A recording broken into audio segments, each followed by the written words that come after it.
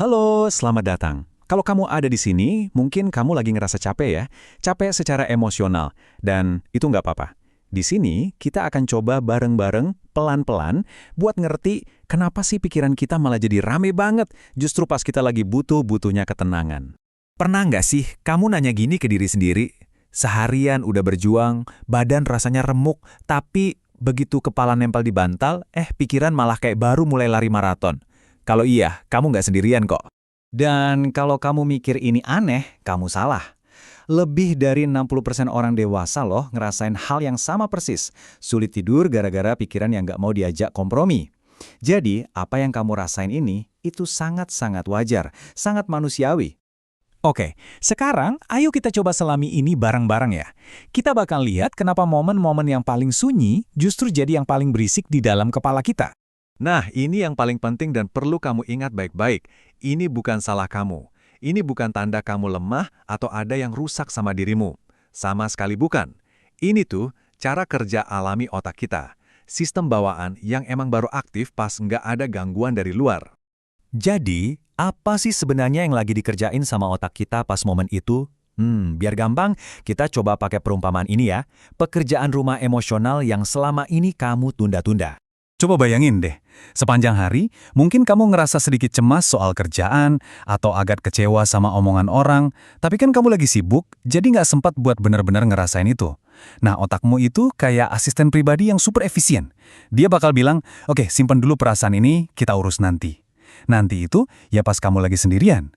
Tumpukan inilah yang kita sebut tunggakan emosi. Gini, otak kita itu punya dua mode utama. Pas kita lagi sibuk, otak ada di mode fokus. Dia konsentrasi penuh sama tugas di depan mata sambil neken semua perasaan yang dianggap nggak relevan. Tapi, begitu kita sendirian tanpa ada distraksi, otak langsung pindah gigi ke mode autopilot. Nah, di mode inilah otak kita akhirnya punya waktu buat ibaratnya ngebuka lagi semua berkas yang tadi ditunda. Dia mulai nyoba buat memproses dan nyelesain semuanya. Dan proses inilah yang kita rasain sebagai pikiran yang, yaitu, rame, berisik, dan kadang rasanya nggak bisa dikendaliin. Lalu gimana dong caranya kita bisa ngebantu otak kita ngerjain PR emosional ini tanpa bikin kita jadi kewalahan? Tenang, ada beberapa cara yang lembut dan praktis banget kok. Penting buat kita pahami, tujuan kita itu bukan buat perang sama pikiran kita sendiri, karena makin dilawan, biasanya dia malah makin kuat. Sebaliknya, kita akan belajar buat deketin pikiran kita dengan cara yang beda, dengan lebih banyak penerimaan dan kelembutan.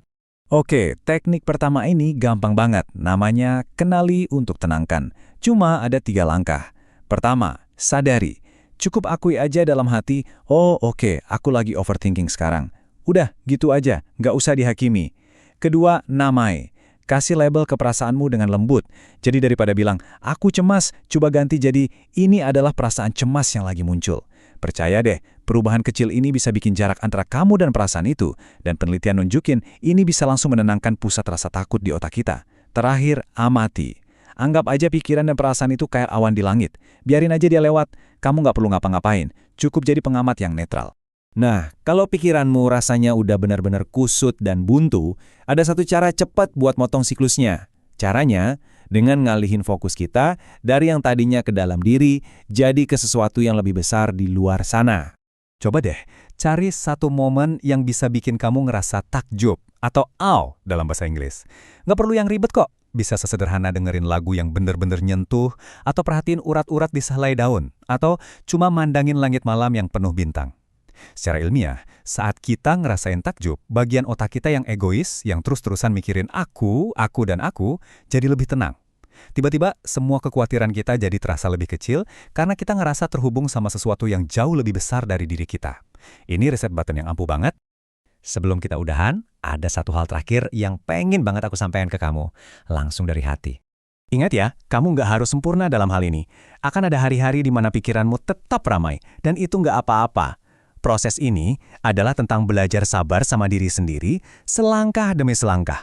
Kamu diizinkan untuk melalui semua ini dengan caramu sendiri, dengan waktumu sendiri. Terima kasih ya sudah meluangkan waktu buat dirimu hari ini.